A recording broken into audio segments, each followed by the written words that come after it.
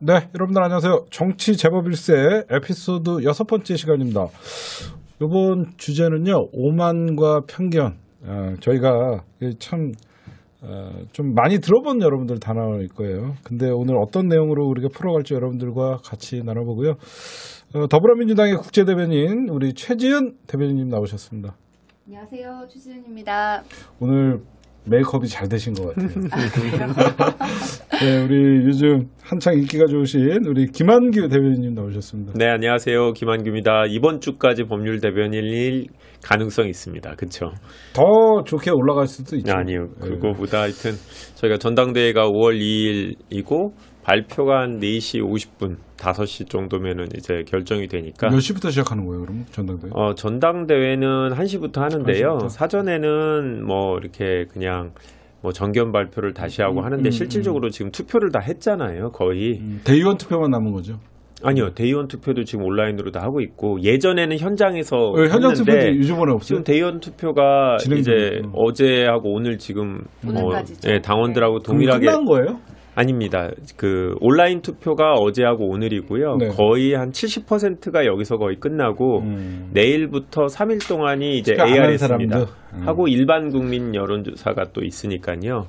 네, 투표 안 한 분들. 그래서 그러니까 일요일 날 한 3시까지 하고 3시부터 2시간 동안 이제 개표를 하는데 요즘 또 이게 온라인 전산으로 개표를 하니까 실질적으로 시간이 많이 걸릴 것 같지는 않고. 그럼 과거같이 현장 투표는 없는 거예요? 예, 현장 투표가 없죠. 그래서 예전에는 2018년도만 해도 현장 분위기 뜨거웠거든요. 잠실 이런 데서 이렇게 모여서 다들 이렇게 지켜보고 그랬었는데 이제는 그런 거는 없는 상황. 그런데 가보셨어요? 2018년도에 갔었죠. 안 가보셨어요? 저는 가본 적이 없고 제가 한국에 오자마자 코로나 때문에. 네, 전당대회를 벌써 2번째 하는데 2번 다 온라인으로 지금 하고 있죠. 코로나 때문에. 그때 기억나요. 2018년도에 개표하는 동안 강훈식 의원이 사회를 보셨는데 썰렁한 농담을 2시간 동안 하니까 듣기가 좀 어려웠어요. 그것도 그렇고 저기 네, 맞습니다. 네. 네. 관광차들이 엄청 많이 와요. 맞아요. 네. 전당대회 하면요, 세력 과시하시려고 네. 전국에서 관광버스가 네. 그 주변에 꽉 차요.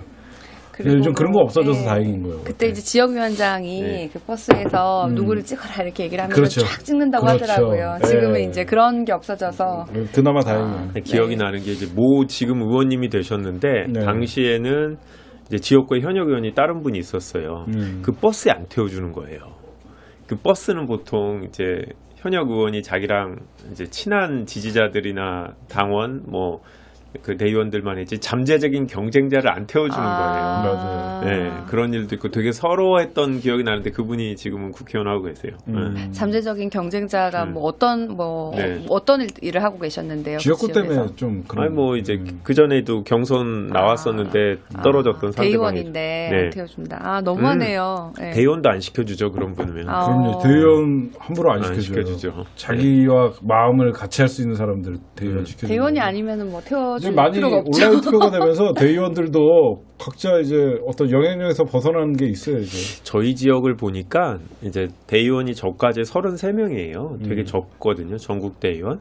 근데 그 중에서 이제 전임 위원장이 이제 이미 뽑아주신 분은 저희는 그대로 많이 했는데 이게 지난번에 이제 문재인 대통령 당대표 이후에 온라인으로 가입하신 분들이 또 대의원이 되기 위해서 되게 적극적으로 활동을 하셔갖고 보니까 이제 문재인 대통령 지지자들이 대의원 수의 상당수를 저희는 차지하고 있더라고요. 그러니까 뭐 그 지역위원장이 어떤 영향력이 옛날 같이 세진 않아요. 세지 않아요. 누구 찍어라 그러면 일사천리하게 탁 찍는 그런 문화 아니에요.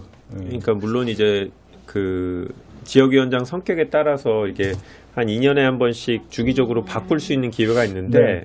가까운 분으로 쭉 바꾸는 분들도 있는데 저는 그러지 않다 보니까 상당수가 대부분 온라인으로 가입하신 분들이고 네. 이제 본인들 성향대로 투표하실 거예요.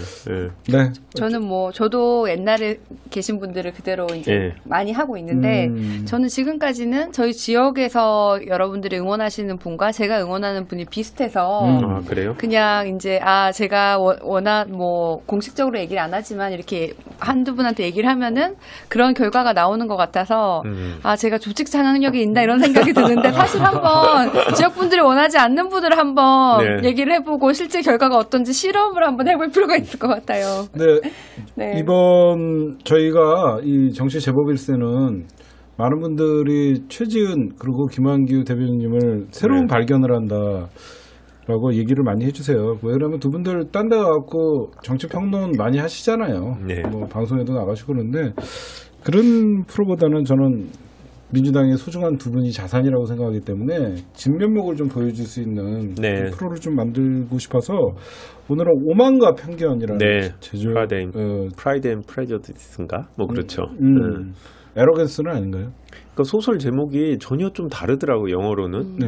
네. 그래서 오만하면 프라이드가 오만이라고 번역할 줄 몰랐는데 네. 영어로는 그렇게 돼 있더라고요. 프라이드도 들어가더라고요. 네. 오늘은 일단은 여야 이제 새로운 당 지도부가 이제 선출이 다가오고 있는데 결국 이제 새로운 당 지도부는 뭐 국민의힘이든 민주당이든 대선 관리를 해야 되는 또 정권을 저쪽은 뺏어올라 그러고 그게 뭐 정당이 하는 일인데 네. 지금 사실 많은 분들이 어떻게 보면 민주당 지지자들의 말을 좀 전해드리면 조중동이 국회를 무력화시키고 있다. 그 오만 프레임. 네. 근데 실질적으로 지지자들은 제발 좀 오만한 모습이라도 좀 보고 싶다. 뭘 오만했다고 하는 거냐. 나태했지. 뭐 이런 지적도 있고 그래서 민주당의 오만 프레임 극복뿐만 아니라 우리가 일상생활에서 어떨 때 오만하다는 얘기들을 좀 듣고 정치인들의 오만함이라는 얘기를 들을 때 어떻게 억울한 면도 있거든요. 그래서 그리고 선입견이라는 것들도 네네. 있고요. 선입견은 영어로 스테레오타입인가요? 맞나요? 네. 오, 갑자기 생각났어요. 그런 것도 있어서 먼저 제가 방금 의제를 좀 던졌는데 네네. 우리 두 분은 민주당이 오만하다라는 조중동의 평가에 대해서 어떻게 생각하는지 좀 듣고 싶어요. 우리 최지은 박사부터 오늘 얘기해 볼까요? 네. 저는 뭐 이제 조중동의 오만함에 대해서 우리는 사실 그게 아니라 개혁을 더 빨리 했어야 됐고 더 강하게 해야 됐다라는 그런 일면이 있고 저는 그거는 찬성을 하는데 제가 생각하는 오만함은 우리가 독단적으로 개혁을 했다는 것이 아니라 더 많은 개혁을 하지 않았다는 게 오만한 것 같아요.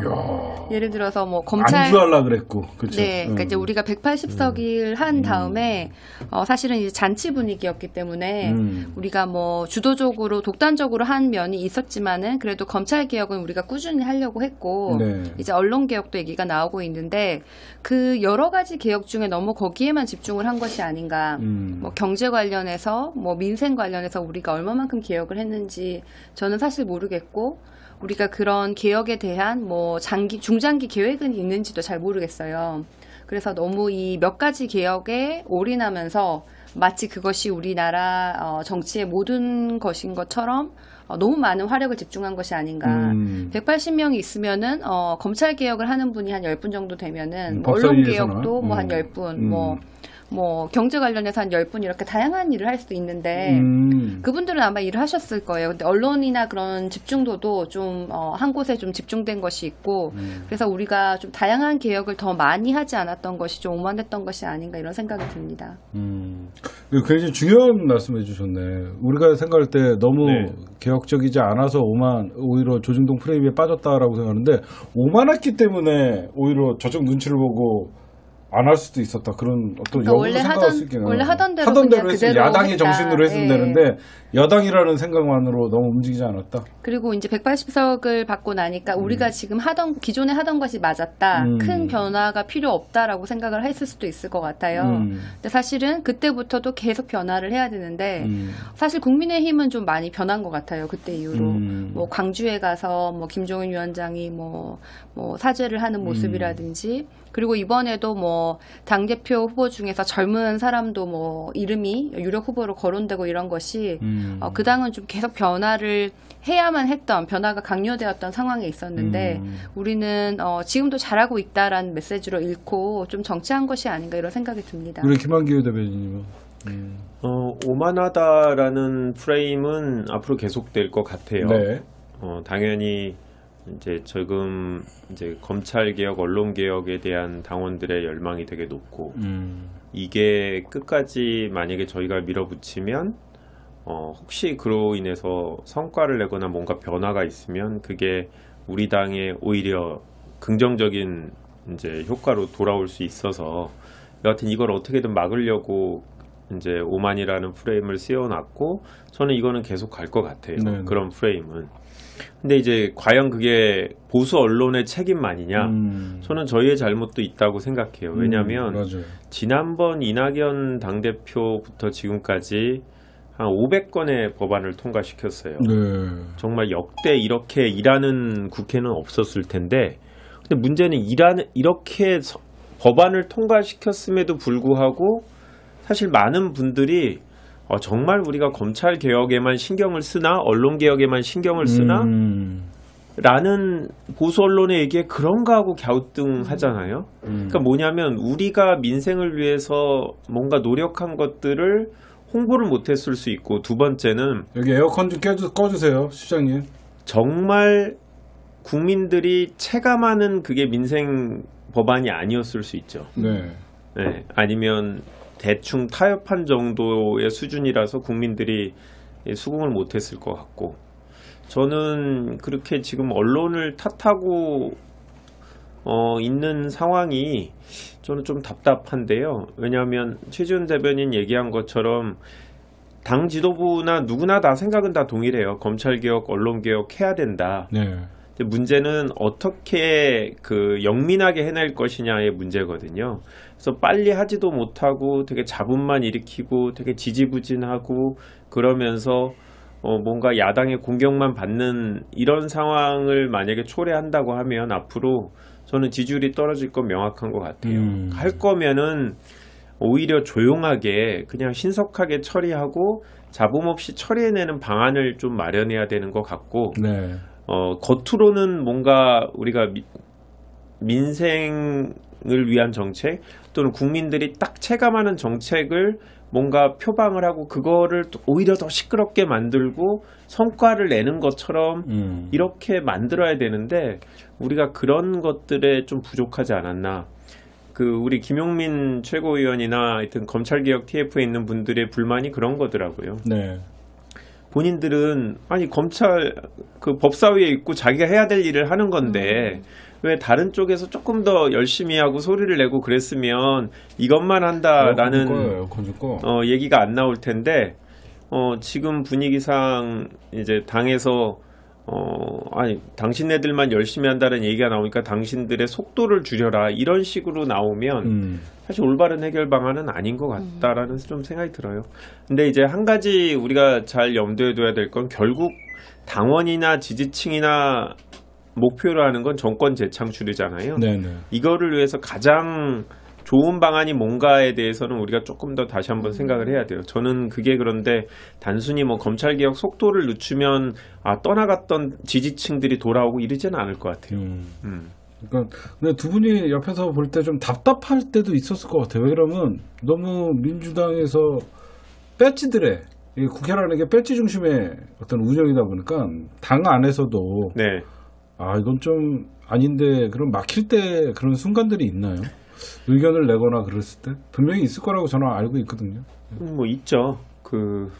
대표적인 거 있어요. 야 이것만큼은 내가 참 관철시키고 싶었는데 민주당을 위해서 잘 안 되더라. 그런 것들이 있나요? 솔직히 있을 것 같아요. 그거 허심탄회하게 좀 얘기 좀 듣고 싶어요. 저는 뭐 끝난 얘기니까 선거 끝나고 네. 아니 뭐 이제 보궐선거의 패배는 저를 포함한 모든 사람이 같이 짊어져야 될 책임인데 저는 이제 선거 중간에 그런 얘기를 했거든요. 우리가 20, 30대 지지율이 많이 떨어지니까 네. 20, 30대 의원들이 나서서 우리가 20, 30대를 제대로 대변하지 못했다. 이런 반성을 하고 당을 비판하는 모습을 좀 보여줬으면 좋겠다. 그러면 우리 후보가 딱 나서갖고 그래 나도 공감한다.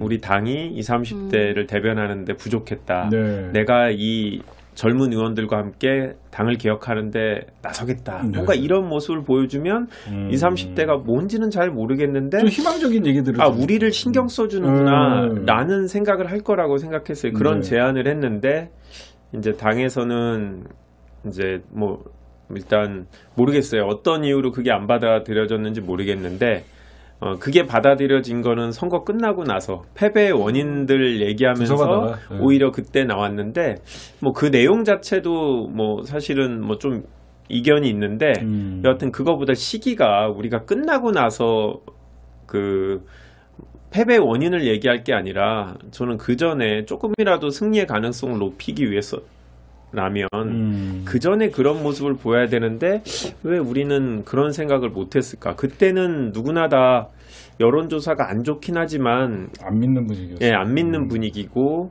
우리가 그래도 이기지 않을까? 그러니까 그게 제 생각은 그거였어요. 민주당이 20, 30대가 여기저기서 여론조사가 안 좋다고 나오는데 그냥 민주당이 제가 오만했다는 게 이거예요. 전통적으로 20, 30대는 진보적이다.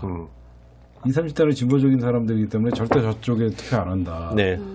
여론조사가 잘못됐다. 그런 경향이 셌어요. 한 가지만 더 얘기하면 제가 어제 이제 KBS 가서도 얘기한 건데 저도 갖고 있는 생각이에요. 우리가 선이고 저쪽은 악이다. 약간 성전 같은 느낌으로 정치를 하는 게 있어요. 우리는 민주화를 이루어낸 그러니까 민주 대 반민주의 구도. 정당이고 저쪽은 산업화 세대, 좋게 말하면 산업화 세대, 나쁘게 얘기하면 군사정권 내지는 독재정권에 같이 했거나 아니면 이거를 묵인한 이런 세대들이고 도덕적으로 우리가 훨씬 이제 그러니까 앞서기 때문에 국민들이 제대로 만약에 정보를 알고 있다면 저쪽을 지지할 수는 없다. 이런 식의 생각이 그렇죠. 깔려 있는 거죠. 제가 봤을 땐 저희 40대들은 상당수가 이런 생각을 갖고 있고 저도 그래요. 사실 그 내용이 틀린 내용은 아니에요. 근데 문제는 우리 40대들은 그런 것만으로도 국민의힘을 지지할 수 없지만 20대들은 그런 생각 자체가 없는 거죠. 그러니까 우리가 너무 이제 우리 기준으로 이제 생각을 하고 있는 게 아닌가.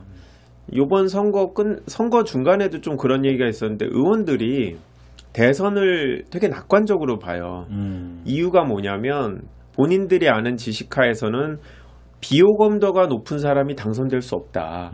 윤석열이라는 사람이 지금 지지율이 높지만 원체 비호감도가 높기 때문에 이분이 야당의 보수야당의 단일 후보가 되면 우리가 이길 수밖에 없다라는 그래서 윤나땡이라는 말들을 쉽게 그렇죠. 하는데 희망회로를 돌리고 있는데 저는 이거 틀린 내용이라고 생각해요. 네. 지금 만약에 선거를 하면 윤석열이 아니라 누가 나와도 우리가 지는 선거예요. 왜냐하면 여당이라는 어떻게 보면 책임을 져야 되는 그 정권 심판론이라는 공격으로 들어올 거기 때문에 우리는 그런 약간 디스어드밴티지를 갖고 임하는 선거거든요. 그런데 의원들이 조금 모든 의원들이 아니고 일부 의원들은 되게 안일하게 좀 생각하고 있는 게 지지자들도 그랬어요. 라는 걱정이 들고요. 지금도 마찬가지인 거죠. 지금도 우리가 윤석열이 되기만 기다린다라고 하는데 저는 윤석열이 된다고 우리가 반드시 이길 수 있지는 않다고 생각해요.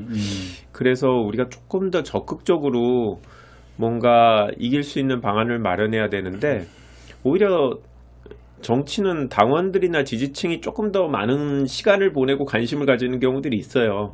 그냥 국회의원들이라고 해갖고 정치에 평소 관심이 많았던 게 아니라 그냥 사회 전문가들이 그냥 픽업돼갖고 정치권으로 들어오는 경우들이 있어서 그래서 저는 당원들과 지지층 또 의원들이 다 이제 한두 달 내에 되게 머리를 맞대고 좀 전략을 마련해야 되는 상황인 것 같아요. 좀 긴장할 필요가 있어요. 무조건 윤석열 비호감 엄청 긴장해야 돼요. 뭐 윤나땡 이런 말들은 쓰면 안 된다고. 윤나땡이 무슨 뜻이에요? 윤석열 나오면 땡큐. 땡큐다. 아니 의원들이야 죄송한 말씀인데 3년 후에 선거하잖아요. 그러니까 본인들은 3년 동안은 우리가 야당이 되더라도 국회의원 신분이 되니까 그 사이에만 다시 우리가 야당이 되면 오히려 또 어드밴티지가 생기는 그렇죠. 거잖아요. 그러면 다음 그 선거는 생각은 우리가 대선을 져도 이길 수 있다라고 생각할지 모르겠는데 그 생각을 하는 사람이 있대요. 나 깜짝 놀랐어요. 근데 저희 같은 세상에. 지지층들이나 정당은 국회에서 다수당인 게 중요하지 않아요. 우리가 여당이 되고 정권을 재창출하는 게 훨씬 더 중요한 문제고 그렇죠. 이제 그래야 되는데 좀 이게 그런 면에서 위기의식이 절박함이 우리랑 의원들 사이에 좀 갭이 있는 게 아닌가라는 생각이 들죠. 저도 그 얘기 듣고 깜짝 놀랐습니다. 대선까지 넘어가야지 그 다음 총선 때 본인들이 유리하다고. 몇몇 의원들이 누구니까 이름을 밝혀주세요. 의원들보다 이제 약간 뭐 나름 전략 그러니까 짜는 사람들. 그러니까 진보의 전략가라는 약간 한 발짝 떨어져서 보는 분들이 그런 그 얘기를 사람, 하는데 저도 몇몇 사람한테 그 얘기를 듣고 깜짝 놀랐어요. 저도. 우리 최재현 대변인님은 이번에 민주당의 참 아쉬운 그 부산 선거를 어떻게 보면 열심히 도왔고 우리 김한기 대변인은 서울에서 진짜 열심히 뛰었는데 부산에서 본인이 이거는 좀 이렇게 해주시오 뭐 이렇게 했는데 안 되는 것도 있었어요. 좀? 사실 부산 선거는 좀 결국은 제 의견이 좀 많이 반영이 됐는데 나름 그러니까 예를 들어서 우리가 너무 이제 끝에 며칠에 지지율이 막 여론조사 차이가 많이 나온다고 하니까 저도 그걸 안 믿었고 이것보다는 훨씬 차이가 적을 거야라고 하면서도 대선 주자들 다 내려와야 된다 부산에 뭐 우리가 뭐 이낙연 당대표님은 오셨지만 그럴 거 아니라 뭐 전국의 모든 대선 주자가 다 와가지고 지금 김영춘 후보를 만나야 된다 그랬는데 캠프에서 뭐 선거법이 안 되고 뭐 또 캠프 내부의 인사들도 또 자기랑 친한 사람이 있고 그게 정치가 되더라고요. 그래서 제가 막 주장을 했더니 한번 이제 캠프에서 뭐 후원회 같은 거를 일부러 만드셔가지고 모든 사람들이 뭐 경남도지사, 뭐 경기도지사 다 와가지고 그 후원회를 빌미로 이제 김영춘 후보와 옆에 있는 그런 걸 해주셨어요. 그래서 뭐 저는 뭐 그런 거는 반영이 된 것 같은데 전반적으로 우리 당은 뭐 제가 오래 있진 않았지만 그런 변화에 대해서는 좀 보수적인 면이 있는 것 같아요. 뭐 우리가 혁신이도 그렇고 김한규 대변인님이랑 제가 같이 들어갔는데 그 전에 제가 전준희도 그렇고 뭔가 당원 당규 개정안 혁신안을 이렇게 내면 우리가 좋은 의견으로 뭐 이거 이렇게 바꿨으면 좋겠다라고 했을 때 그 10가지 중에 한 개도 변하는 게 굉장히 그 확률이 적더라고요. 이게 이제 우리가 다 내부의 의견을 우리만 나누는 것이 아니라 뭐 그 관련된 이익 집단과도 다 얘기를 하고 그 다음에 이제 최고위에서 얘기를 하고 의결을 하는데 그때 그냥 우리가 걸르고 아주 최소만 내는데도 관철이 안 된 것들이 너무 많아요. 그래서 그런 뭐 예를 들어서 뭐 청년과 여성에 관련해서도 가산점 문제라든지 뭐 그 비율이라든지 이런 게 끝에는 잘 반영이 안 돼서 이렇게 조그만한 변화도 당내에서 하기가 이렇게 힘든데 큰 변화는 오히려 당내 개혁이 더 힘들다고 얘기하는 맞아요. 의원들도 있어요. 그런 거 보면은 또 제가 가장 우리 당에 안타까운 거는 우리 당은 그렇게 전문성을 중요하게 생각하는 문화가 조금 덜한 것 같아요. 그러니까 이제 뭐 예를 들어서 개파 문화. 개파 문화까지는 아닌데 이제 옛날에 다 같이 운동했고 고생했던 사람들이라는 그런 의리가 되게 크고 뭐 이 사람은 여기 전문성이 있으니까 뭐 이런 일을 하게 해주자 이런 것도 별로 없는 것 같고 그런 전문성 있는 사람을 이렇게 의원으로 만들어도 뭐 완전 다른 상임위에 보낸다든지 그 전문성에 대한 그런 배려가 좀 이렇게 존경이라든지 중요시하는 문화가 조금 부족하다 싶고 특히 경제 분야에는 뭐 부동산도 그렇고 경제도 그렇고 우리 당에 그렇게 전문가가 많지가 않은데 그것을 이제 한 명의 의원이 개인기로 할 수 있는 게 아니라 당 전체에 정책을 만드는 역량, 뭐 민주연구원에서도 경제를 하시는 분, 이 모든 게 다 시스템이 되어 있어야 되는데 민주연구원에 부동산, 경제 다 합쳐가지고 민생 다 합쳐서 몇 분이 이걸 보시고 계실 것 같아요? 한번 맞춰보세요. 저는 알아요. 알아요? 아세요? 한 명씩. 한 명. 그러니까 우리나라의 뭐 산업부, 기재부, 중소기업부, 뭐 심지어는 뭐 부동산까지 얼마나 많은 부처의 일을 연구원 한 명이 그걸 하는 게 불가능하잖아요. 되게 우리 당의 현실입니다. 네. 어쨌든 두 분들이 좀 더 제가 보면 좋은 환경에서 그래서 민주당이 더 발전할 수 있는 계기가 됐을 거라고 생각해요. 재보궐선거 느끼면서. 그다음에 이제 두 분이 개인적으로 오해를 받았다거나 남들에 의한 선입견에 의해서 처음에 네. 정치 입문할 때 그러니까 특히 우리 김한규 대변인 같은 경우에는 너무 화려한 스펙으로 네. 뭐 하버드대 서울대 정치학과 거기에 김앤장 저 사람이 진짜 우리 편 맞나? 처음에 그런 시각도 좀 없지 않아 있었을 것 같아요. 네. 어땠어요? 처음에? 저는 뭐 여전히 그런 게 있다라고 생각해요. 근데 억울하긴 하는데 한편으로는 이해가 안 되는 바는 아니에요. 왜냐하면 우리가 당이 몇 번 그런 이제 배신을 당하기도 했고, 그리고 이제 검찰 출신 정치인들이 보여주는 정치인 또는 검찰 출신이 보여주는 행태.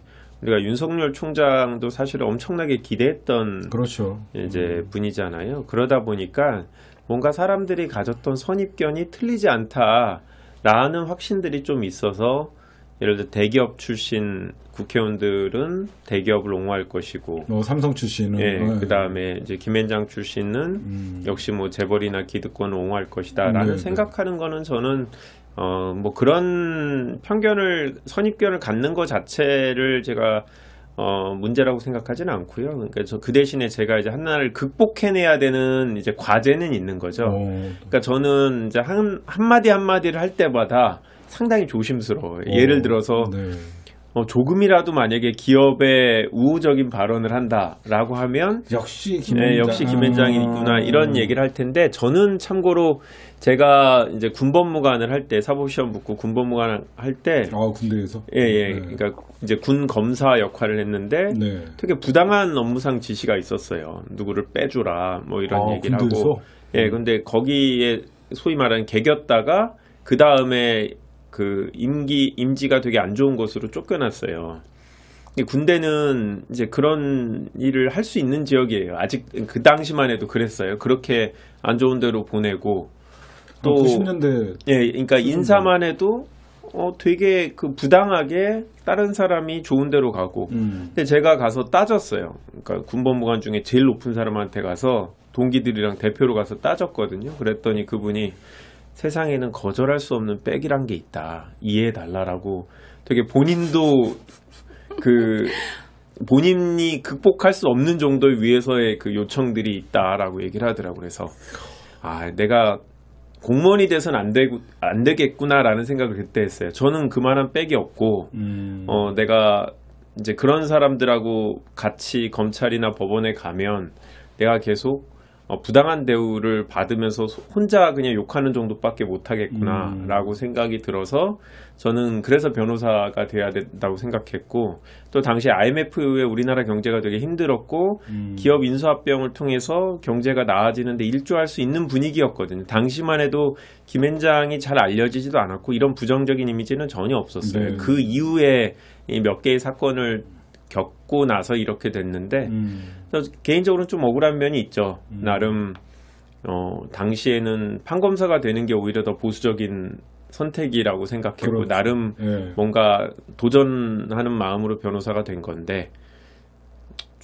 좀 재수없게 얘기하면 좀 공부를 잘했다라는 이유로 이제 김앤장을 간 건데 예, 그러니까 이런 식으로 저를 이제 쫓아올지 몰랐는데, 그래도 한편으로는 또 당에서 그런 이미지지만 그래도 어떻게 보면 민주당에 없는 뭔가 보수 정당이 좋아할 만한 스펙, 그렇다고 하면 우리 당의 이미지 개선에도 도움이 될 거다라고 네. 얘기해 주신 분도 있거든요. 그래서 이거를 저희 장점으로 잘 만들어 가야죠.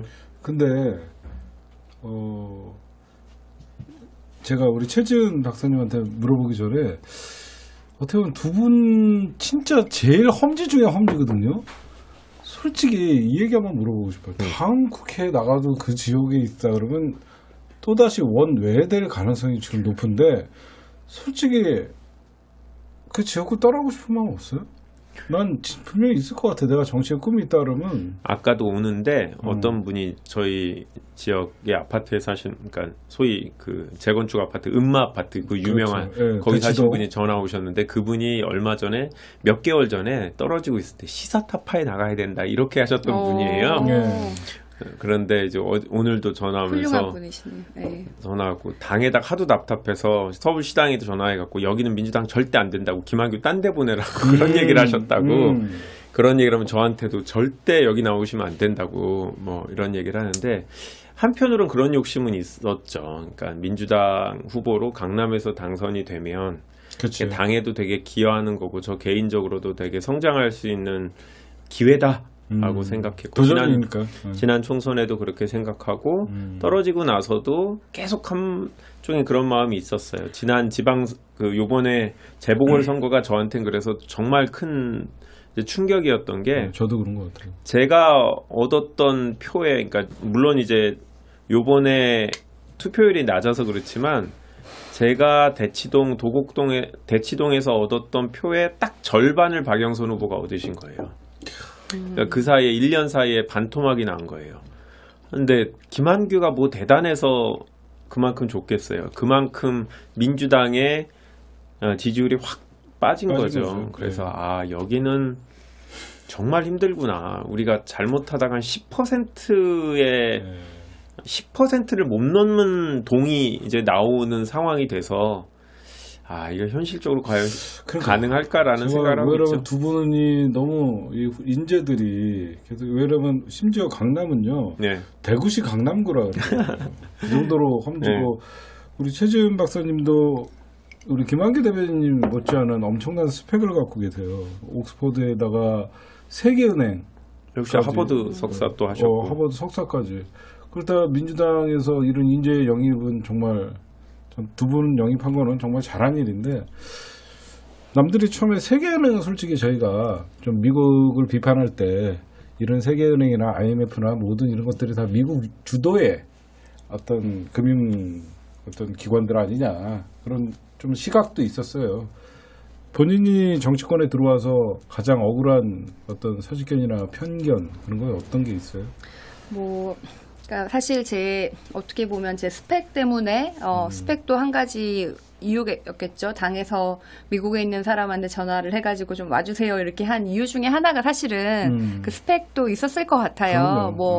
다른 것도 있었을 수 있지만 그래서 이제 당에서 그런 것을 이제 좋게 봤다라고 생각을 하는데 막상 제가 영입되는 그 과정에 이제 검증 같은 걸 하는 시간이 있었어요. 그렇죠. 근데 제가 한국에 와서 제 앞에 몇 분이 앉아 계시고 제가 어떤 사람인지 얘기를 하고 그분들이 질문을 하고 이런 건데 굉장히 영입 인사 검증이 있어요. 영입 인사 검증이 있었어요. 그때 이제 경제에 관련된 문재인 정부의 경제 정책에 대해서 이렇게 얘기를 하고 저는 제 의견을 얘기를 했는데 좋은 점도 있고 나쁜 점도 있고 이렇게 얘기를 하잖아요. 네. 그러면은 그거는 미국에서 유학해서 그렇게 생각하시는 거라고 이렇게 딱 얘기를 하시는 거예요. 그래서 미국에서 주류 경제학을 공부를 하면은 아마 보수랑 비슷한 사람일 것이다라는 그런 선입견이 있으셨던 것 같아요.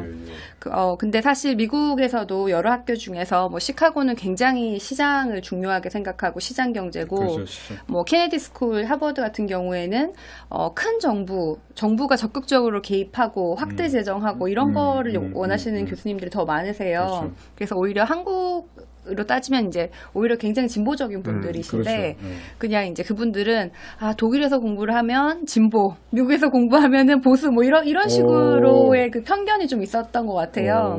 그래서 이제 제 소신대로 정책의 장단점을 얘기를 할 때 제가 생각하는 단점이 근데 이 사람 미국에서 왔으니까 일어나봐 이렇게 될 경우가 좀 있어서 그러니까 사실 저는 어렸을 때 저는 지금 99학번인데도 한총련에서 활동을 했어요. 그런 사람이 많지가 않고 북한 개발에 관심이 있어서 세계은행에 간 것이고 옛날에 민주당을 안 찍었을 땐 정의당을 찍은 적은 있어요. 그러니까 굉장히 진보적인 사람이었는데 이제 제가 여기 와가지고는 저는 보수가 아니라 진보입니다. 이걸 제가 증명을 해야 되는 것 같은 기분이 드는 거예요. 미국에서 공부를 했기 때문에. 있죠. 저는 보수가 아닌 내가 진보다. 당에 그게 맞네. 공천심사위원회 때 받은 첫 질문이 김앤장인데 민주당 지지자들이 받아들일 수 있냐 이 질문이었다니까요. 진짜 그 정도. 근데 저는 이해는 해요. 아까 말씀드린 이유 없는 선입견이 아니니까 우리 당원이나 지지자들이 몇 번 기대를 했다가 배신을 당했다라는 느낌을 가진 적이 있기 때문에 전 이해를 하고 저는 최지은 대변인 같은 경우에도 본인이 지금 보여주고 있어서 그런 편견들은 뭐 거의 거쳐 있다라고 생각을 하고 저만 좀 아직 문제인 것 같고 저는 원체 직장이 가진 이미지가 되게 강하기 때문에 계속 따라다닐 거예요. 근데 그거는 저는 계속 노력해서 극복을 해야 되는 과제죠. 근데 제가 알기로는 사람들이 이 편견 중에 하나가 네. 김현장은 재벌과 저쪽 사람들만 변호를 한다라고 하는데 저는 제가 알기로는 절대 그런 게 아니거든요. 네. 우리 진보 진영이나 민주 이쪽에서도 김현장이 그러니까 변호를 하는 건수도 꽤 있고. 그렇죠. 예를 들면 뭐 지금 김경주 지사 재판도 대법원에서 김현장에서 하고 있고. 그렇죠. 김경수 지사 재판은 네. 김현장이 맡고 있고요. 그렇고 하여튼 정치인 재판도 민주당에서 민주당 쪽 사람들 재판을 김현장에서 하는 경우들이 꽤 있죠. 사실 변호사 업계는 솔직히 말하면 돈을 주면 일을 하죠. 그렇죠. 네.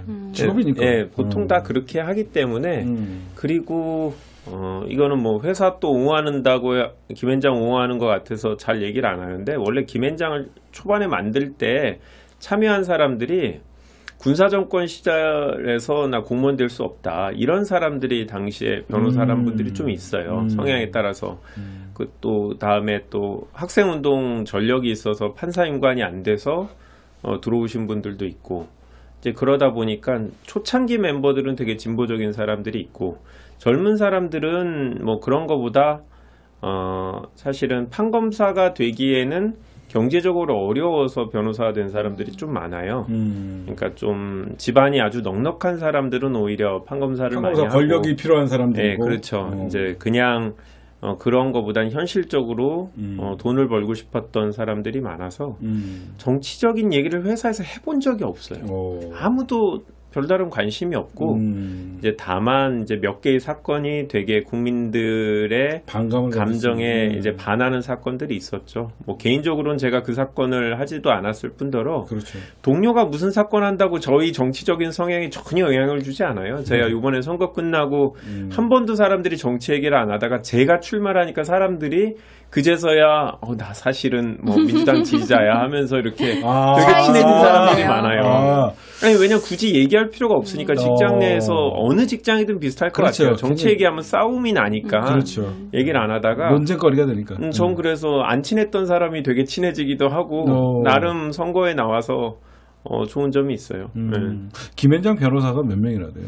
제가 거의 1,000명 정도 되죠. 1,000명? 직원까지 하면 4,000명 정도 되고 3,000명 정도라고 들었던 거 네, 변호사들 정도가 이제 거의 1,000명에 가까워지고 있죠. 네. 외국 변호사까지 포함해서. 김현장이 외국에도 브런치가 있나요? 네, 외국에도 있습니다. 어디에 있어요? 홍콩에 있어요. 네, 그리고 뭐별 필요가 없는 게 이제 변호사라는 게 기본적으로 그 나라 법을 공부하는 사람들이니까 사실 다른 나라 가고 저 한국 변호사가 어디 싱가포르에 가고 일하는 건 거의 현실적으로 어려워요. 보통 그 나라 변호사를 다시 채용하는 거라서 뭐 국내 기업에서는 주로 이제 베트남이라든지 중국에서 일하는데 주로 우리나라 고객이 갈 때 이제 따라가서 같이 일을 해주는 거예요. 그래서 통역도 해주고 우리 고객을 대신해서 그 나라 변호사한테 일을 맡기는 역할을 하죠, 주로. 이런 얘기 어디서 딴 데서 안 하죠. 네, 물어보시는 분들 별로 없죠. 예, 네. 별로 관심이 없으니까. 네. 우리 이제 민주당의 오기영 의원님이라고 계신데, 네, 알겠습니다. 이제 여기 그분도 예, 법률가. 태평양이라고 이제 뭐 거의 상위권 로펌에 계신데 이분이 태평양 하면 황교안이잖아요. 네, 그렇죠. 네. 거기 황교안은 잠깐 1년 있었던 분이잖아요. 다들 이렇게 이런 생각을 선입견이. 하니까. 왜냐면 선입견. 네, 아주 검사를 하다가 잠깐 들어왔었던 거고 그 윤석열도 태평양에 그렇죠. 2년 잠깐 있었죠. 2년 있었죠. 그런데 이제 오기영 의원은 전대협의 아주 전략가로 유명했던 학생운동권 출신으로 태평양에서 저보다 이제 2년 선배신데 되게 오랫동안 전문성을 쌓고 2년 선배밖에 안 돼요. 네, 그러니까 10년 좀 선배실 것 같은데. 법조인으로. 네. 그 중국 지사장을 했고 중국 대표 변호사를 해갖고 사실은 되게 그런 면에서 전문성을 갖고 있는 분이에요. 그래서 민주당도 되게 젊은 그룹은 되게 다양한 경험을 가진 사람들이 많이 들어와 있다고 봐요. 그러니까 그러네요. 외부에서 자꾸 민주당이 운동권 정당이다라고 프레임을 짜는 거고 운동권 출신들이 주류인 건 사실인데 젊은 분들은 되게 이렇게 좋은 분들 많이 들어와 계시네. 그렇죠. 다양한 운동권도 좋은 분들도 많고. 네, 그럼요. 물론 그렇고 그리고 전문가 계층도 그런데 사실 그런 건 있죠. 학생 때부터 좀 운동을 하셨고 사회 군사정권 시대에 문제의식을 갖고 있던 분들이 나와서 전문가가 돼서 다시 들어오시고 뭐 그런 건데 이게 프레임이죠. 사실은 우리가 이제 계속 그런 보수 언론의 공격에 지금 대항을 못하고 있는데 제 생각엔 몇 년 지나면 민주당에 그런 분들이 이제 점차 더 많아지면 그런 공격은 더 이상 통하지 않을 거라고 생각하고 그때쯤 저희도 의원하고 있겠죠. 제가 진짜 두 분 얘기 듣다 보면요. 네. 참 두 분 비례라도 어떻게 꾀지를 달았다 그건 아니고요. 아니 그냥 마음 같아서 해야죠. 다음에. 김현규가 법사위에서 활동을 하고 네. 최재윤이 진짜 기재위에서 활동하고 참 민주당은 보니까 엄청난 인재들을 소유하고 있는데 써먹을 줄을 모르는 것 같아요. 아까 얘기하는 것 같이. 그래서 제가 진짜 당을 만들고 싶어요. 그럴 나중에 진짜 이 선거법이 고쳐지지 않으면 또다시 우리 비례전쟁 나면 진짜 당을 만들고 싶어요. 저는 선거법 고쳐야 될 것 같습니다. 진짜 두 분이라도 어떻게든 비례 1, 2번 진짜 해갖고 진짜 국회에 보내드리고 싶어요. 보수와 진보, 민주당과 국민의힘이나 또 거기는 또 언젠가 또 이름 바꾸겠지만 이런 대결이란 게 1, 2년에 끝날 건 아니잖아요. 뭐 20년, 30년은 계속 갈 거고 결국 언젠가 10년이나 20년쯤 후에는 최재은 위원장이나 제가 하여튼 중요한 역할을 하면서 싸우고 있지 않을까 그런 기대를 해봅니다. 다음에 들어가야 돼요. 그러면 지지자들도 지치고 정치인들이 지칠 수밖에 없어요. 내가 지금 뭐 하고 있지? 나 맨날 왜 붙자만 내 앞에는 붙지? 원외는 다 붙자주거든요. 앞에 잘 정치 안 주거든요. 제가 작년에 이제 당선을 했으면은 또 재밌게 열심히 또 일을 하고 있고 뭐 힘든 것도 있고 그랬겠지만 그랬으면 몰랐을 것 같은 것들을 많이 배웠어요. 1년 동안. 그래서 제가 이제 나중에 정치를 한다면은 더 큰 정치인이 되는 그 시간이지 않나. 쉽지는 않아요. 그 코스트가 굉장히 큰데 이게 그렇게 막 버리는 코스트는 아니고 이게 다 좋은 밑거름이 되는 그런 비용이다 이런 생각이 듭니다. 근데 왜 방송이랑 밖에 나갈 때는 딴소리예요? 이렇게 좀 힘들 때는 힘들다고 얘기를 하는 것도 인간적인 것 같아요. 진짜 유일하게 잘 얘기하거든요. 당에서 힘들다는 얘기를 하면 선배들이 안 들어주는 게 본인들은 4년, 8년 이렇게 원회를 다 해본 분들이 많거든요. 맞다. 그러다 보니 이름 하나 없이. 그러니까 저희는 그나마 인지도가 생겨서 많죠. 너희는 그나마 편하게 원회 생활한다라고 생각하시는 분들도 있고 그리고 저희는 나름의 전문성이 있어서 정 안 되면 먹고 사는 데는 걱정이 없는 사람들인데 아무런 사회생활을 하지 못하고 처음부터 하여튼 진보 정치를 위해서 민주화를 위해서 젊을 때부터 계속 하다 보니까 운동권에 있으면서 그래서 여전히 아직 원내 정치인이 못 되신 분도 되게 많아요. 그런 면에서 보면 그분들이 볼 때는 자기 같이 운동했던 동지들이 여전히 뭐 제대로 자리를 못 잡고 있는 사람들이 많은데 저희들을 보면 조금 뭐 이렇게 아직 뭐 제대로 고생도 안 해봤는데 힘든 티를 낸다라고 할까봐 저도 당내에서는 힘들다는 얘기는 안 합니다. 나는 그 시각이 민주당을 망치는 시각이라고 생각해요. 그러니까 니들은 뭐 처음부터 무슨 뼈찌달 생각해, 고생 좀 해봐야 돼. 그게 무슨 저거랑 똑같은 거거든요. 아프니까 청춘이다. 왜 청춘이 아파야 되는데? 왜 좋은 뜻을 품고 정치를 입문했는데 왜 꼭 쓰라림을 먼저 경험을 해야 되죠? 능력을 발휘하게 해주는 게 저는 이게 되게 조심스러운 선이 있어요. 그러니까 이제 김양규 대변인님이나 저는 와 보니까 제가 힘들지만은 더 고생한 사람들이 많으니까 이 정도는 별거 아니야 이렇게 생각할 수 있는데 또 한편으로 이게 좀 잘못되면은 이제 우리 당은 어떤 자리를 임명할 때 예를 들어서 뭐 청와대에 어떤 자리를 임명할 때 고생한 순서대로 해야 돼 이렇게 되면은 나이가 몇 년생이고 쟤는 3번 떨어졌으니까 이 자리 너는 어리고 한 번 떨어졌으니까 이 자리 이런 식으로 되는 경우가 있는데 그러면은 뭐 제 얘기가 아니고 그냥 일반적으로 그렇게 되면은 전문성이라든지 그 일의 유관 경력이라든지 그런 단어들은 없어지고 몇 년생 얼마나 고생했는지 그게 이제 그 인사의 척도가 되면 안 된다 이런 생각은 듭니다. 그러니까 이게 무슨 말이냐면 제가 뭐 이런 얘기를 해도 될지 모르겠지만 청와대 비서관을 뽑을 때는 전직 국회의원이었냐 아니면 어떤 연배가 어떻게 되냐면 현직을 경험한 적이 있냐 없냐가 행정관이냐 비서관이냐도 중요하고 연배도 중요하고 뭐 이런 것들이 어떻게 보면 청와대에서는 진짜 인재들을 등용해서 보다 좋은 국정 과제를 실현할 수 있는 이런 인재들을 지우고화를 막론하고 써야 되는데 그게 좀 부족한 것 같아요. 제가 지금. 오늘 좀 이왕 나간 김에 좀 더 나갈까요? 사실 우리 이제 처음에 우리 정부의 경제 정책을 만든 것 중에 잘한 것도 굉장히 많은데 뭐 잘못한 것도 있고 다 그런데 그 만드는 구성원이 특정 학교의 특정 학번이에요.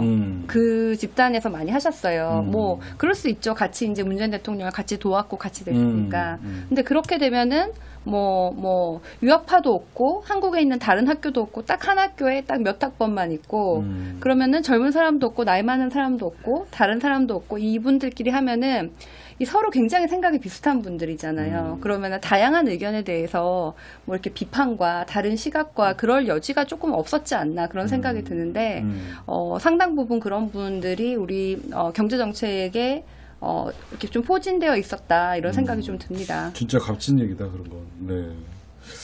참 공감하세요, 대변인님? 공감하다가 이제 그나마 남아있는 기회마저 사라질 수 있어서 조심해야 되는데. 좀 위험한 발언 좀 너무 들어갔나? 아니 그건 아니고 네. 저는 이제 현실적으로 제가 농담 삼아 이제 2번 전부터 청와대 같은 데 들어가서 일을 하고 싶다라고 했는데 연락 아직도 안 왔어요? 현실적으로 좀 어려울 것 같고요. 네. 이제 그거는 이제 말씀하신 대로 이번 정부 출범을 위해서 고생하셨던 분들이 더 많고 그분들은 상당수가 이제 빚을 보지 못하고 이런 분들이 있기 때문에 그런 분들한테 먼저 기회를 줘야 된다라는 공감대가 더 큰 것 같고 이제 저 같은 경우는 뭔가 청와대가 아니더라도 다른 일을 할 수 있는 기회가 있다라고 생각하실 것 같아요. 그래서 이번에 보니까 이제 청와대 이제 법조인들 비서관들이 있는데 저보다 이제 사법연수원으로 기수로 보면 이제 후배들이 2분이나 계세요. 비서관들이. 민정라인은? 네, 그렇죠. 그래서 뭐 이제 저는 이제 벌써 이제 그러니까 현실적으로 좀 어렵지 않나라는 생각이 좀 들고, 네, 뭐 다른 길을 찾아봐야 되죠. 오늘 아까 댓글도 보면 그런 얘기 있던데. 우리 이제 법사위원장 물론 이제 박광원 의원님도 훌륭하신데 정청래 의원님 같은 경우 이제 법사위원장이 됐으면 좋겠다라는 지지자들이 많이 있었죠. 네. 그런데 이제 못 되셨는데 저희 일단은 연기가 됐죠. 5월 7일로. 네, 친한 분들끼리 얘기한 게 이제 정청래 의원님은 결국 인지도가 있으니까 대중성이 있고 누가 지명해 주길 기다리기보다는 스스로 이제 길을 만들어 나갈 수 있는 힘이 있으시니까 선출직에 나가야 된다. 예를 들면 뭐 당대표나 서울시장이나 뭐 그런 것들이 사실은 스스로 만들어 가는 거잖아요. 이제 결국 이제 저도 뭐 누군가가 안 선택해 주시면 뭔가 그렇게 이제 그런 목표를 갖고 해야 되지 않을까라는 생각이 좀 들어요. 당에선. 네. 좀 두 분 솔직하게 너무 얘기를 잘해주시고 제가 네. 듣다 보니까 참 우리가 몰랐던 것들도 있는데 좀 가벼운 얘기하면 학교 다닐 때 별명이 뭐였어요? 저는 헐크요. 화를 어릴 때는 이렇게 헐크. 네, 화를 그렇게 막 이렇게 분노를 못 참고 그랬던 적이 있었는데 뭐 초등학교 때 얘기인데 어떤 거에 분노를 못 글쎄 뭐였는지 기억이 안 나는데 그게 정의에만 화를 냈으면 정의의 사도 뭐 이렇게 했을 텐데 그거는 아니었던 언제 것 변할지 같아요. 모르는 네. 헐크. 상상이 안 가요. 네. 지금 굉장히 차분하시고 네, 화를 안 그랬던 내실 것 것 같고. 같은데. 그랬어요. 그래서 승부욕이 강했나 좀?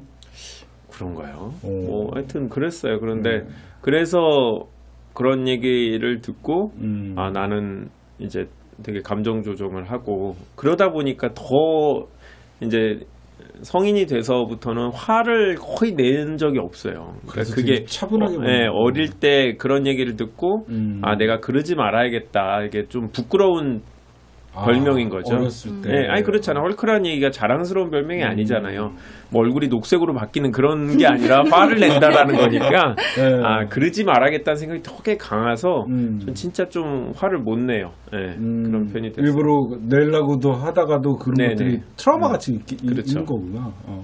우리 최준 박사님은 저는 어렸을 때 별명은 아니고 제가 이제 아프리카 개발은행 일할 때 이제 아프리카에서 일을 하다 보니까 막 답답하고 일이 되게 하려고 막 이렇게 밀어붙인 적이 좀 있는데 불도저라는 별명을 외국 사람들이 불렀어요. 불도저. 네, 근데 그게 이제 또 전 대통령이 이명박이 그런 별명이 있어서 제가 그거를 좋아하진 않는데 이제 한국인은 굉장히 좀 효율적으로 일하고 일이 좀 되게 하는데 저는 북아프리카에 살았고 그러니까 지중해 앞바다가 있는 곳이라서 사람들이 굉장히 여유가 많아요. 그렇죠. 그래서 막 일이 잘 안 되니까 저는 이렇게 좀 하려고 뭐 일정도 정해놓고 언제까지 이렇게 막 이렇게 하니까 불도저라는 별명이 있었는데 어렸을 때 별명 기억 안 나요? 저 같은 어렸을 경우에는 때는 뭐, 어렸을 네. 때는 별명이 다들 이름 갖고 장난 많이 치거든요. 제가 이종원이라고 뭐 종달새, 뜻 느닷없이 종자 들어간다고. 예? 종달새. 예, 뭐 그런 것도 네. 있었는데 리복 뭐 이런 별명 없으셨어요? 그거는 그 다음에 뭐 동명이인이라서. 아. 그리고 뭐 학교 다닐 때 뭐 의자 갖고 이렇게 뭐 몇 번 까불어보고 다들 하잖아요. 그 네. 리복 흉내낸다고. 저 어렸을 때 토끼였던 적은 있어요. 토끼? 네. 왜요? 뭐 이렇게 머리를 이렇게 하고 다녀가지고. 아, 엄마가 어렸을 머리 때. 이렇게 때 따주고 그래서? 네, 그런 생각은 나네요. 아주 어렸을 때. 그래요. 불도저. 네. 한 분은 헐크. 둘 다 그렇게 지금은 본인의- 고상하진 않네요. 네. 예, 한 분은 불도저 같이 밀어붙이는 성격인데 지금 아무것도 못하고 계시고 한 분은 헐크 같이 다혈질이셨는데 네, 먹고 살고 지금 본인의 야망을 펼칠 기회가 없습니다. 아, 근데 어디 같은 데 갈 때 우리 사람들이 참 고정관념도 예. 있고요. 아, 제가 아까 고정관념을 선입견이라고 얘기했구나. 아, 죄송합니다. 스테레오타입은 고정관념이죠. 맞나요? 제가 비슷한 예, 것 같아요. 제가- 예, 근데- 고정관념입니다. 저 같은 경우에도 저도 어쩔 때 나이를 먹었다고 생각하는 게 뭐 음식점을 찾거나 뭐 할 때 뭐를 먼저 봐요? 그러니까 어째 포장을 먼저 볼 때도 있고 뭐 음식점 할 때 메뉴 좀 겉에 이름이 좀 이상하면 안 가게 되기도 하고 그러는데 본인들은 뭐 선택하고 그럴 때 언제 선입견들이 좀 있을 거 아니에요? 어떤 사람을 볼 때나 생활에서의 선입견은 저는 뭐 아주 유치한 건데 네. 물건 살 때 저는 가격 비교 사이트에서 먼저 보고 이제 온라인 쇼핑을 하는데 네. 이상하게 가장 최저가를 안 사게 돼요. 저도 뭔가 최저가는 싼 게 비지떡이라는 이 말이 생각나서 괜히 한두 개 그래요, 밑에 맞아요. 제품 이게 낫지 않을까라고 생각하는 버릇이 있어요. 그렇게 고르는 버릇이 있어요. 자연스럽게 그렇게 되더라고요. 그리고 최저가를 사면요. 네. 꼭 배송비가 느닷없이 45,000원이에요. 아, 그리고 이제 해외 구매 뭐 이런 것들을 사실 아니 제일 싸길래 이거다 딱 네. 눌렀더니 배송비 플러스 45,000원. 이건 제일 비싸요 어떻게 보면. 네. 일상에서 선입견 같은 건 어떤 거 있어요? 저는 지금은 좀 덜한데, 뭐, 이제 외국에 살 때는 그 사람의 국적에 따라서 이럴 것이다라는 선입견이 좀 있었어요. 그래서 영국 사람이니까 룰을 굉장히 잘 따를 거다. 뭐, 이탈리아 사람이니까 좀 다혈질일 거다. 네, 뭐, 바람둥일 거다. 좀 뭐, 깜찍해. 뭐 이런 선입견들이 조금 있었어요. 어. 네. 근데 사실 지금도 좀 있는데 지금은 이제 한국이니까 한국은 그런 지역적 특색은 별로 없고 뭐 이제 민주당 성향의 사람이니까 이제 30대 40대니까 아마 진보일 거다. 뭐 이런 선입견이 생기는 것 같아요. 정치인들의 가장 큰 선입견이 20, 30대들의 여태까지 이번에 4.7 재보궐선거 전까지만 해도 20, 30대는 진보다. 이거는 가장 잘못된 선입견이었던 것 네. 같아요. 또 그들은 있어요. 예. 탈이념 세대거든요. 이제는. 제가 옛날에 제 지지율 뭐 이렇게 보면은 젊은 여성이 저를 좋아하거든요. 이제 정치인으로서. 그래서 이제 젊은 여성을 보면 저 사람은 나를 좋아할 거다. 젊은 여성들은 이런 선입견이 네. 있습니다. 네. 그건 착각이라고 하죠. 선입견이 아니라. 네. 네. 사람을 만날 때 제가 제일 싫어하는 어떤 우리 민주주의 저는 진보주의라고 안 해요. 여러분 우리가 가치는 진보를 갖고 있다고 하지만 이 시대를 살아갈 때 우리가 민주다 반민주의 구도는 깨진 것 같아요.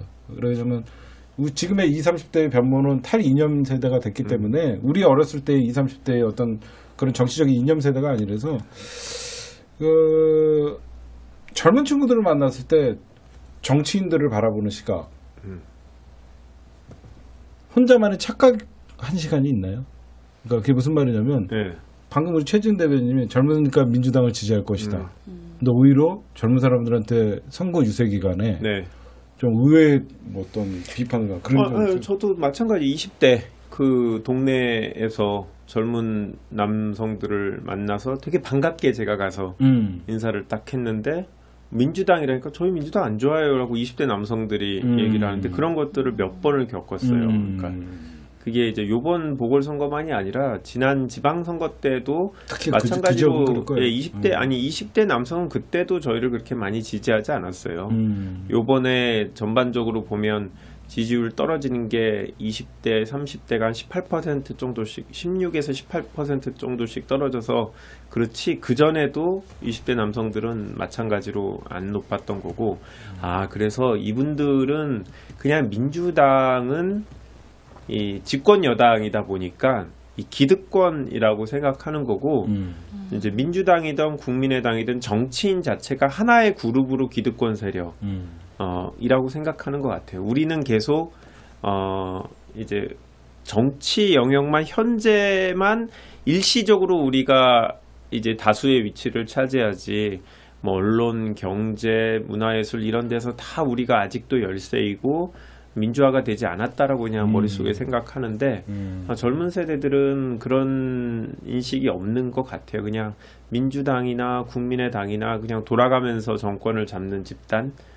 저는 아까 말씀하신 대로 탈이념 세대라서 이분들이 나이가 든다고 이게 바뀔 것 같진 않아요. 네. 이게 30대가 되면 알게 되고 이런 문제가 그렇죠, 아니고 네. 이분들은 그냥 군사정권의 기억이 여전히 앞으로도 계속 없을 거기 때문에 아무리 책으로 그 역사를 안다고 해서 저희가 갖고 있는 그런 느낌을 갖게 되지는 않을 것 같아요. 제가 두 분한테 가장 기대하는 게 뭐냐면요. 저들이 우리에게 씌워놓은 프레임 중에 가장 큰 게 진보는 가난해야 된다. 저는 두 분들이 민주당의 간판이 되는 순간 지금 오히려 민주시장이 세련되고 더 멋지구나. 그러니까 그게 이제 우리 조국 전 장관, 조국 교수님을 그렇게 보수 진영에서 공격하려고 했던 게 그런 이미지를 유지하고 싶었던 거죠. 그렇죠. 그러니까 뭐냐면 진보 진영에서 정말 엘리트 서울법대 교수의 젊은 나이에 교수되고 잘생기고 키가 크고 강남에 살고 이런 되게 어떻게 보면 장기적으로 우리의 아주 대표 주자가 될 수 있는 사람이었잖아요. 그러니까 이분을 엄청나게 이제 공격을 해갖고 거봐라. 결국 너네 쪽의 대표 주자라는 사람은 이런 문제가 있다. 그러니까 너네는 그러니까 일반 사람들이 동의할 수 있는 엘리트 내지는 사회적으로 성공한 사람이 없다. 뭔가 문제가 있는 사람이다. 이런 이미지고 뭐 혹시라도 저나 뭐 최지은 대변인이나 이렇게 원내 진입을 하게 되면 그런 공격을 또 받을 거라고 봐요. 어떻게든 트집을 잡아서 소위 말하는 강남 좌파라는 게 허상이다. 뭐 이런 식으로 나올 거고 저는 그래서 장기적으로 그런 공격을 감수해야 될 거라고 생각하고 조국 전 장관 사건 때 개인적으로 다 떠나서 다른 사람이 생각하는 것보다 저는 조국 전 장관에 대해서 약간 감정이입을 했던 게 그런 거예요. 민주당에서 보수적인 사람들이 좋아하는 스펙을 갖고 정치를 하게 되면 언젠가 저런 상황이 나한테도 오겠구나 라는 인식이 있어요. 지금도. 그래서 제가 그걸 물어본 거예요. 그러니까 저들이 조국을 죽이려고 저렇게 잔인하게 어떻게 보면 언론과 검찰이 했던 것은 또 다른 제2의 조국을 막기 위해서였어요. 그러니까 니들은 가난한 노동자, 니들은 운동권, 그냥 니들은 거기에 머물러 있어라. 그래야지 자기네들이 더 이상 진보가 우수하고 민주진영이 우수하다라고 점점 확장력을 줄이는 거거든요. 그래야지 강남에서 또 다른 제2의 조국이 나왔을 때 그 누구도 지금 문재인 정부에서 이런 얘기가 있어요. 되게 좋은 분들을 어떤 청와대에 모셔서 아니면 장관직에 모셔갖고 일을 하고 싶은데 그 인사청문 동의서를 배우자가 동의를 안 해준대요. 그러니까 나는 겨우 설득을 했는데 그 가족 인사청문 동의서를 하려면 가족들이 사인해야 된다는데 그분들이 배우자만이 문제가 아니고 가족들, 형제들까지도 문제될 수 있잖아요. 그러니까 절대 다 반대한다. 그럴 것 같아요. 청문회 대상 제대로 우리가 큰 타격을 입은 거예요. 그래서 그런 분들은 국회의원 하시면 돼요. 국회의원은 청문회는 안 하니까 선출직 앞으로 이제 그런 분들은 우리 국회의원으로 모시고 그러니까 선출직이 중요해요. 저는 사실 조국 장관이 부산에 오셔가지고 정치를 하시면 너무 좋을 것 같아요. 부산 출신이시고 우리 부산에도 또 우리는 더 큰 이런 대권 후보들을 부산 출신도 키워야 되기 때문에 저는 그렇게 희망하고 조국 장관님 있습니다. 꿈이 원래 롯데자이언트 구단주였어요. 오늘 맞아요. 그런 얘기해서 오늘 제가 좋아하는 LG랑 롯데랑 이제 시합하는 LG 건데, 팬이에요? 네, 오늘 어떻게 됐는지 모르겠는데 아까까지 저는 말은 롯데가 이길 가능성은 좀 적지만 가끔씩 이기기도 하지만은요. 저는 저기 국내 야구는 좀 잘 안 보게 되고 옛날에 그렇구나. 못하는 사람 응원하는 네. 좀 심리가 있잖아요. 하나 편이었는데 하나도 막 다들 좋아하는 선수들을 은퇴하니까 요즘은 추신수 돌아와갖고 SG인가요? 네, SSG. 네, SSG인가 거기 좀 가끔 보게 네. 되고 뭐 그래도 유현진 할 때 더 보게 되고 좀 그런 게 있는 것 같아요. 야 어떻게 얘기하다 보니까 벌써 그렇네요. 1시간이 갔어요. 야, 원래 더 한 가지 더 하고 싶은 얘기가 있었는데 아니 나중에- 천천히 하셔도 돼요. 아니 하나만 더 얘기하면 이 그런 아까 편견 얘기하고 선입견 얘기하고 그랬는데 이제 우리가 갖고 있는 편견을 제가 최근에 하나 느낀 게 그런 얘기 되게 중요해요. 우리가 선진국이 아니다라는 생각들을 계속하고 있는 것 같아요. 맞아요. 우리는 개발도상국 내지는 선진국을 따라가는 국가다라는 식으로 스스로 뭔가 우리나라에 대해서 뭔가 긍정적인 얘기를 하면 또 국뽕이다 이런 식으로 비하를 하는데 사실 경제 규모로 보면 객관적으로 10위권 수준이고 군사력으로 보면 6위권 수준이거든요. 그렇죠. 그리고 외국에 나가서 제가 10년 전에 이제 외국 살 때만 해도 제가 생각하는 것과 달리 외국 그러니까 아시아에 있는 사람들은 우리가 거의 자기네들보다는 한 단계 위이고 거의 일본에 육박하는 정도의 나라라고 인식을 이미 하고 있더라고요. 지금은 물론 여전히 일본이 우리보다는 이제 국민소득 같은 게 높지만 경제 규모도 크고 거의 유사한 수준이라고 다른 나라에서는 인식을 할 거거든요.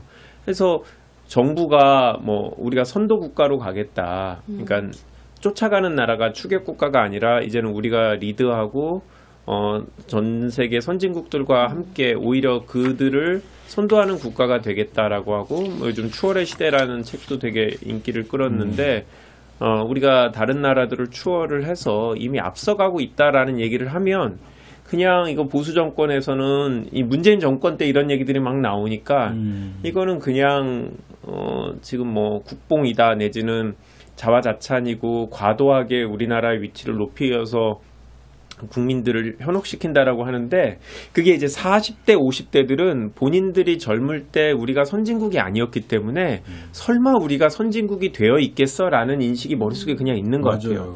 우리는 여전히 개발도상국 내지는 일본에 뒤처진 나라 선진국을 따라가야 되는 나라라고 생각을 하다 보니까 모든 단순히 그런 인식만이 아니라 무슨 정책이나 뭐를 내놨을 때 우리가 어떻게 미국이나 이렇게 선진국들하고 어깨를 나란히 하고 같은 위치에서 하냐 이런 생각을 하는 것 같아요. 그래서 저는 이거는 쉽게 바뀌진 않을 텐데 굉장히 중요한 20, 30대들은 그런 인식이 좀 없으니까 그런 선입견을 갖고 있지 않는 잠재력을 갖고 있는 20, 30대한테 힘을 이제는 점차 몰아줘야 되는 시대가 된 것 같아요. 저도 최근에 코로나 터지기 전에 제가 해외 여행을 가면요, 그 택시 기사들이랑 좀 얘기를 해보면 이런 얘기를 해요. 뭐 Where are you from 그러잖아요. 어디서 왔냐 그러면 대부분 맞춰요. 그러면 사람들이 그러니까 그 나라 사람들이 일본 사람과 우리 대한민국 사람을 구분하는 기준이 뭔가 했더니. 키 작고 잘생긴 거잖아요. 그러니까 잘생기고 멋쟁이면 코리안이고 굉장히 뭐 키 작고 얼굴이 좀 그러면 그냥 재패니스라고 생각을 하더라고요. 어쩌면 뭐 인종 자체가 또 그렇죠. 다르긴 하잖아요. 멋쟁이들이 한국 사람들 제일 많거든요. 왜 보면 그런 것도 있고 제가 문재인 정부가 가장 훌륭하다고 생각하는 게 우리 김한규 대변인이랑 의견이 비슷한 게 저도 여태까지 사실 일본이 경제 도발을 했을 때 2019년에 저도 솔직히 내심 되게 걱정했어요. 야 이러다가 경제 타격이 입으면 문재인 정부 무너지는 거 아닌가? 내심 일본한테는 어떻게 이게 잘 좀 해야 되는 거 아닌가 했더니 대통령이 일본을 넘어서겠다고 하는 거예요. 그때 와 역시 좀 뭔가 다르다. 그러면서 이제 선도국가라고 그다음부터 얘기할 때 제가 우리 시청자들한테 좀 얘기했는데 저희 와이프가 학원을 해요. 영어 학원을 하는데 학생들에게 이 일본이 침략했을 때 물어봤대요. 학생들은요 단 한 번도 일본에게 접은 경험이 없는 아이들이에요. 걔네들이 태어났을 때 대한민국의 휴대폰은 전 세계 가장 좋은 휴대폰이었고 그들이 쓰는 우리 어렸을 때 학용품은 다 일제가 좋았거든요. 근데 그들은 대한민국에 제일 좋은 거예요. 휴대폰 자기네들이 가장 즐겨 쓰는 것들이. 그리고 전혀 일본이 도발한 축구도 이기죠. 도발한다 그럴 때 일본한테 왜 우리가 져요? 이런 생각을 갖고 있더라고요. 네, 맞아요. 그러니까 우리가 그나마 이제 지고 있다라고 했던 게 이제 소부장, 뭐 소재 부품 장비 이건데 이것도 사실은 작년에 일본과의 갈등 이후로 우리나라가 자체 생산 같은 걸 하면서 따라잡고 있고 사실 많은 부분에 있어서 일본과 어깨를 나란히 하고 전 세계에서 반도체만이 아니라 우리가 1위를 하고 있는 분야가 되게 많거든요.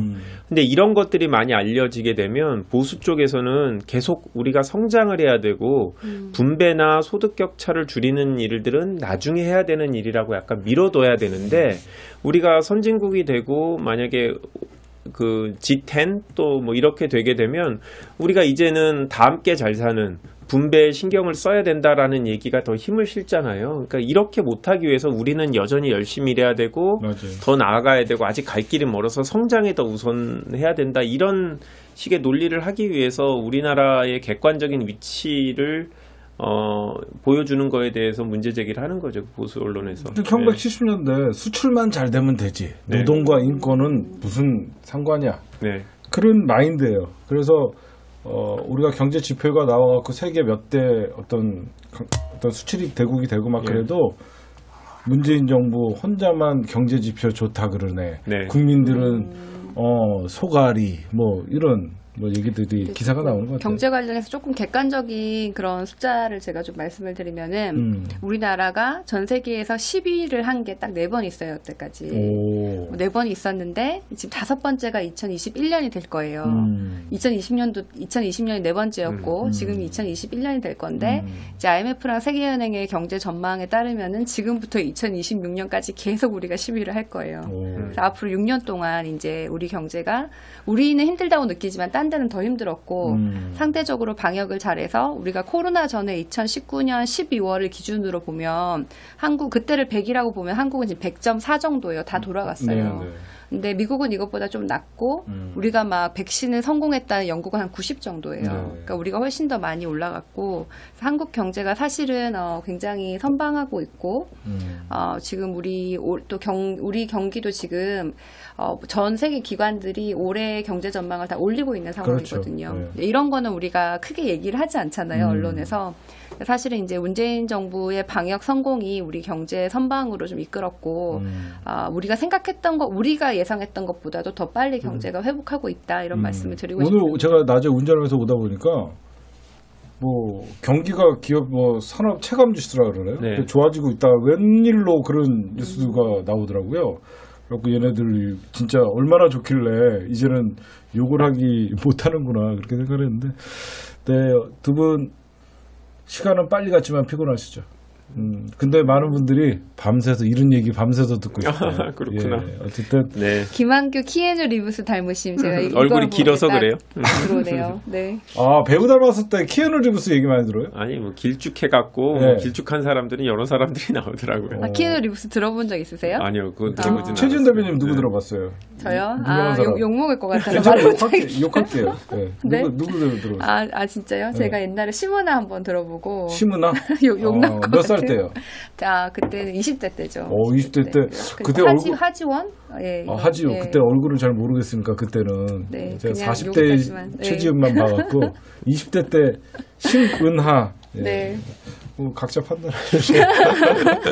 네, 여러분들 저희가 다음 주에도 더 네. 다른 방송에서 뭐 정치 분석도 중요하지만 이 보석 같은 우리 두 분의 숨겨놨던 얘기들을 제가 조금씩 더 끄집어내도록 하겠습니다. 정치 제법 1세 오늘 6번째 시간 오만과 편견, 예, 오늘 여기서 마무리할까 합니다. 네. 두 분 수고하셨고요. 박수 치면서 끝내도록 하겠습니다. 고맙습니다. 네, 감사합니다.